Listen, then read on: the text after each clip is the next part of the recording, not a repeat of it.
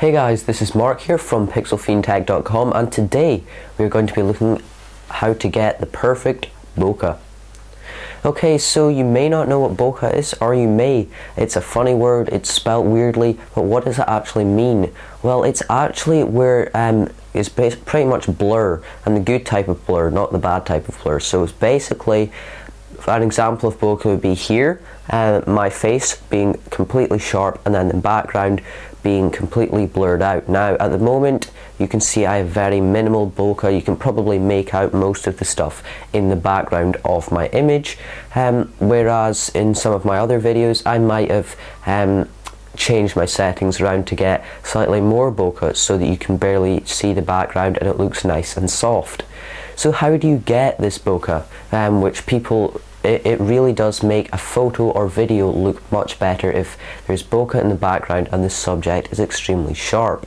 So there are two things that help you get it. First of all is set your camera into aperture priority, and I'm on Canon. I believe it might be called TV, but I'm not sure. Basically just the mode where you pick your aperture and the rest is auto. Then what you want to do is scroll your wheel down to the lowest aperture that your lens can have, so the smallest number where the hole is widest.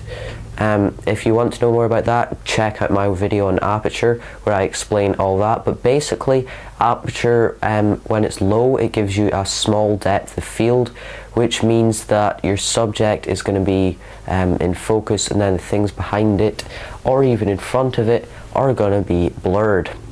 Next, another thing to help you get the perfect bokeh is to use a zoom lens at its fullest zoom.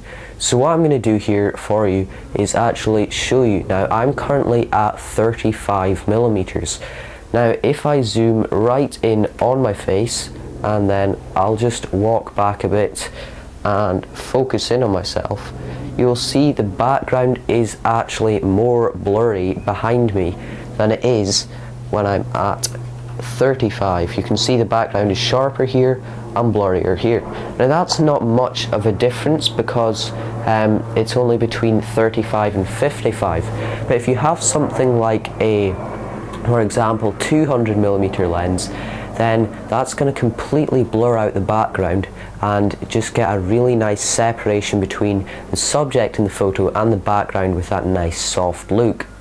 So just to run over those points, make sure you're at the lowest aperture and try and zoom in as much as you can. Now if that means that you have to take a step back to take your photo, then that is what you have to do, because it will get a nicer looking photo, and as I said, the background will be a lot nicer and softer.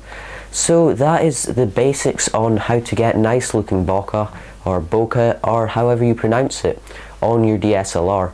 Thank you very much for watching this tutorial. If it helps you, please give it a like and a share. Also subscribe to my channel for more photography videos. If you have any questions, please leave a comment or email me at the link in the description.